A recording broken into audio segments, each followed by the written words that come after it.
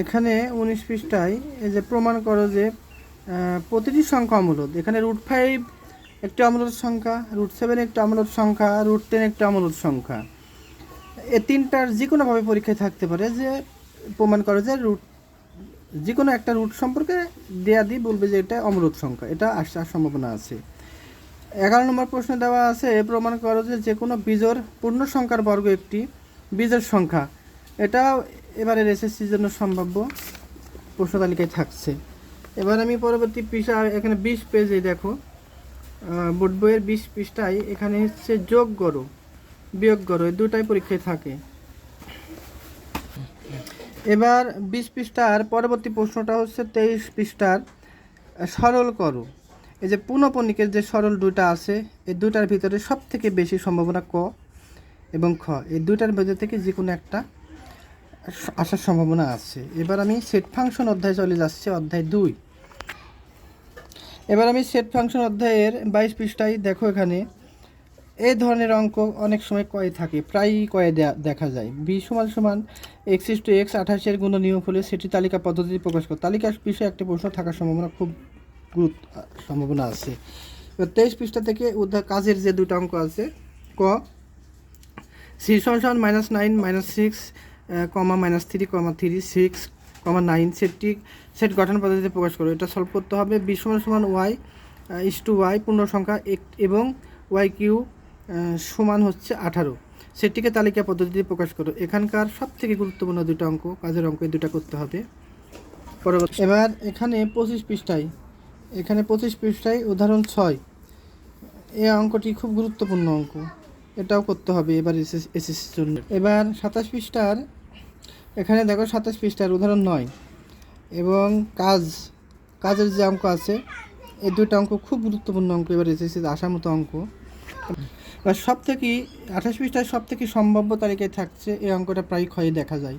এবার এসএসসিতে আসার জন্য 100 এর রকমের অঙ্কই, কিন্তু একটু সংখ্যা টংখ্যা চেঞ্জ করবে, হয়তো জি এর মান দিয়েছে, হ্যাঁ এটা জি এর মান দিয়েছে, এখানে অন্য কিছু দিবে, 100% আসার সম্ভাবনা। এখানে 100% আসার সম্ভাবনা এই প্রশ্নটি। এটা হচ্ছে জি এর মান এখানে আছে, এখানে জেড দিতে পারে, এ দিতে পারে, বি দিতে পারে, যাই হোক আর কি। 11 নম্বরে এই যে সমাধান নির্ণয় করো 2x + y, 3 = 6, x - y হলে xy নির্ণয় করো। এখানে ক্রমজোড় নির্ণয় করো অথবা x এর মান নির্ণয় করো। এ ধরনের একটি অঙ্ক খ গ এর যে কোনো একটাতে আসার সম্ভাবনা অনেক। পরবর্তী পৃষ্ঠা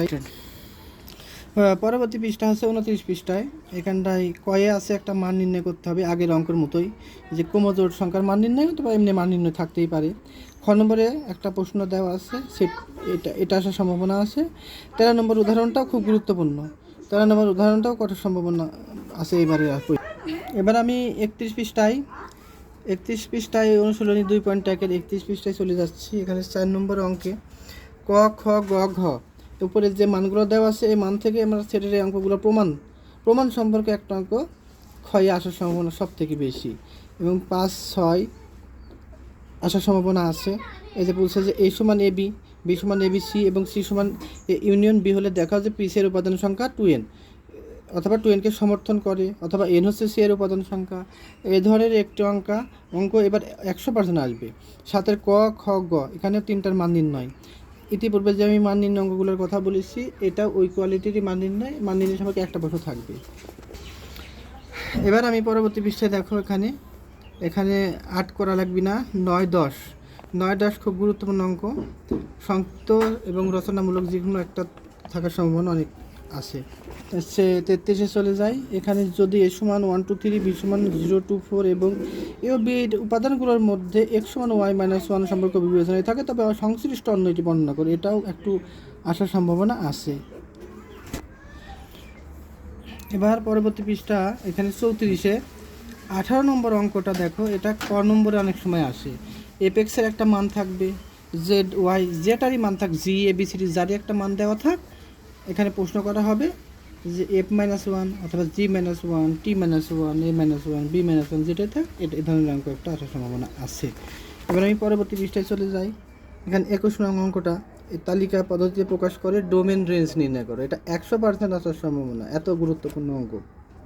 এখানেও উদাহরণের দুটো অঙ্ক দেওয়া আছে, ডোমেন রেঞ্জ নির্ণয় করে। ডোমেন রেঞ্জ সম্পর্কে আমি স্পষ্ট বলছি 100-র 100-ই আসার সম্ভাবনা আছে এই দুটো।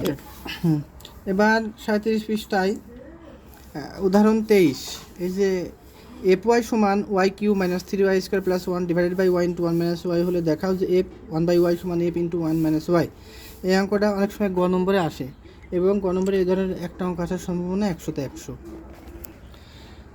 এবারে 38 পৃষ্ঠার 24 নম্বর উদাহরণের এই সৃজনশীলটা করলেই মূল বইয়ের যে আমি অঙ্ক দেখা দিলাম যে সেটের যে অঙ্কগুলো ছিল এখান থেকে যে ধারণা পাওয়া যাবে, এখান থেকে যদি বানা অঙ্ক পরীক্ষা দেয় তাহলে অবশ্যই তোমরা পারবা।